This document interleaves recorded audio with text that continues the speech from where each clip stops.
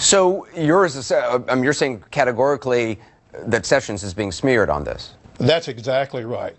So there's no doubt in my mind that Senator Sessions is being smeared. If you go back and look at the transcripts and you look at the testimony that Hebert provided, later on he had to come back and say, I'm sorry, I lied at this confirmation hearing. Under him said that he called him repeatedly boy and told him to watch how he talked to white folks. I don't know if Jeff Sessions is racist or not, but I do know that he's worked fraudulently, by the way, to prosecute a lead organizer that worked with Dr. King and 2 other civil rights activists for voting fraud. 1986, Anderson, the same year that he stood before the Judiciary Committee for that nominations hearing. I don't know if he's a bigot.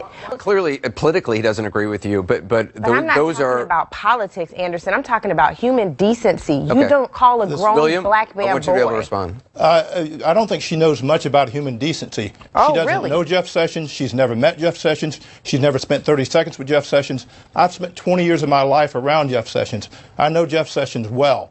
Again, William, you're making a lot of assumptions. I'm asking you a question. That's when fine. Jeff Sessions was there defending Janice Rogers Brown. Let her answer now. So tonight you've attacked me on my human decency. You've told me I'm not a decent person. I'm asking you where you were when Jeff Sessions was fighting for civil rights. You know where I was when he was fighting for civil rights? Not here. I'm still not here, apparently, because that's not his record. What I will tell you is... You don't know its record. Okay. You've got a bunch of rhetoric. I actually don't have a bunch of rhetoric. Show me some facts. These are facts. You just don't like them because you're the one black guy that he hired on the committee doesn't make him a civil rights leader, William.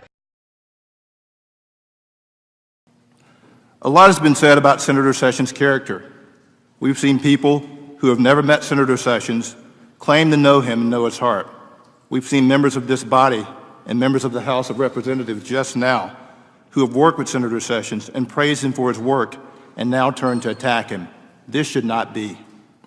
The reason we did not see a lot of this yesterday during the hearing is because the members of this committee know Senator Sessions.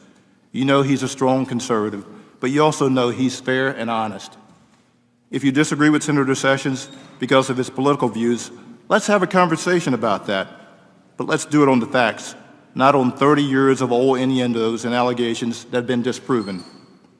There's something very consistent about praising Senator Sessions for aiding African American communities in working on crack and powder cocaine legislation, and then criticizing him because he takes a different political view on another matter like immigration.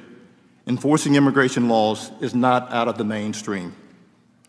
On the panel that testified before this one, there were personal attack after personal attack after personal attack. I doubt any one of those individuals attacking Senator Sessions outside of yesterday has spent 30 minutes in the same room with him. That's 30 minutes in the same room, not 30 minutes talking to him. I doubt any of them have spent 30 minutes or 10 minutes talking to Senator Sessions. This process should be about facts, not about political aspirations. Every allegation and witness from 30 years ago has been discredited. Members and the media should move on. Senator Sessions testified yesterday that he would enforce the laws whether he agreed with them or not.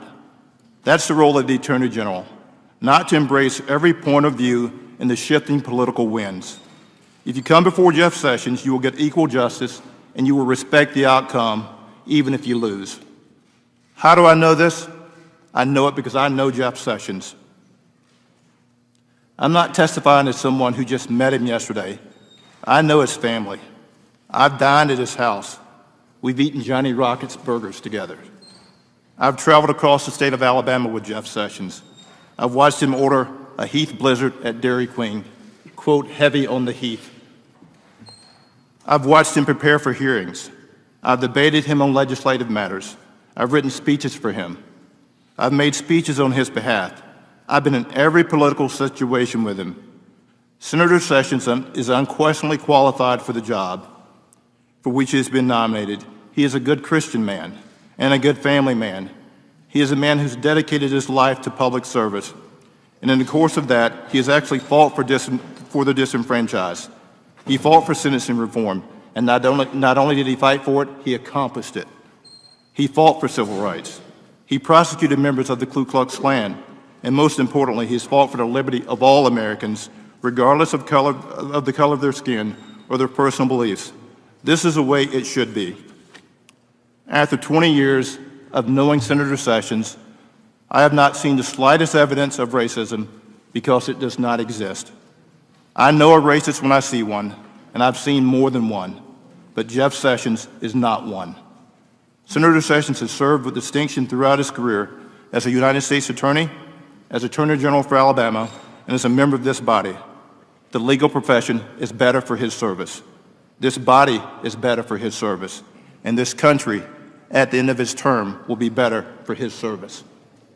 In every season, Jeff Sessions has been measured, courteous, and kind. He has treated me and everyone respectfully and fairly, not showing favoritism at any point. This is the kind of Attorney General that our nation needs. I applaud his selection. I look forward to his swift confirmation.